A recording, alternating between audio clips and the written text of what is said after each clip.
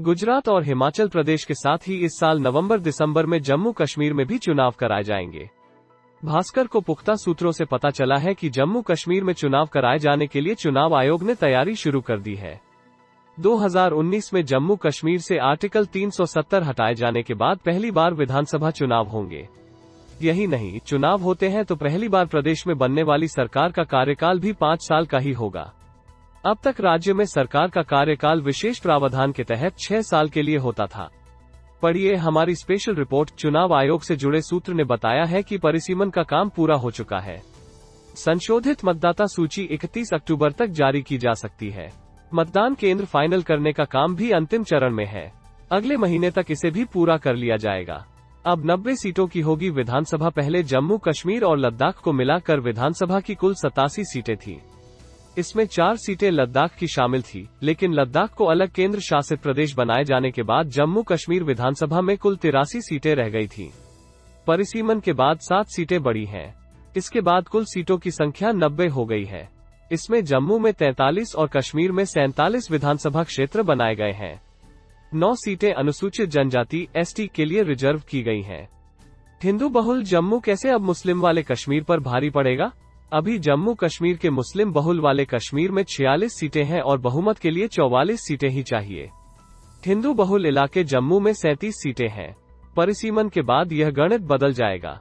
नए परिसीमन के मुताबिक जम्मू कश्मीर की कुल 90 सीटों में से अब 43 जम्मू में और 47 कश्मीर में होंगी। साथ ही 2 सीटें कश्मीरी पंडितों के लिए रिजर्व करने का सुझाव दिया गया है। इन बदलावों के बाद जम्मू की 44% आबादी 48% सीटों पर वोटिंग करेगी। कश्मीर में रहने वाले 56% लोग बची हुई 52% सीटों पर मतदान करेंगे। अभी तक कश्मीर के 56% लोग 55.4% सीटों पर और जम्मू के 43.8% लोग 44.5% सीटों पर वोट करते थे। पढ़िए पूरी खबर। आर्टिकल 370 हटाने के बाद केंद्र के कंट्रोल में आ गया लोकसभा विधानसभा सीटों का परिसीमन। आर्टिकल 370 हटाए जाने से पहले जम्मू और कश्मीर की लोकसभा सीटों का परिसीमन केंद्र करता था। विधानसभा सीटों का राज्य सरकार द्वारा Jammu Kashmir representation of people act 1957 के तहत होता था। 2019 में आर्टिकल 370 हटाए जाने के बाद अब जम्मू कश्मीर विधानसभा और लोकसभा दोनों सीटों का परिसीमन का अधिकार केंद्र के पास चला गया है। जम्मू कश्मीर में आखिरी बार परिसीमन 1995 में तब हुआ था जब वहां राष्ट्रपति शासन लागू था। तब वहां विधानसभा की सीटें 76 से बढ़ाकर 87 की गई थीं, जिनमें जम्मू की सीटें 32 से बढ़ाकर 37 और कश्मीर की सीटें 42 से बढ़ाकर 46 की गई थीं।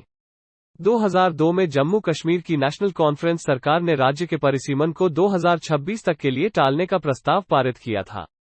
अब ये भी जान लीजिए कि जम्मू कश्मीर के नए परिसीमन प्रस्ताव का विरोध क्यों हो रहा है।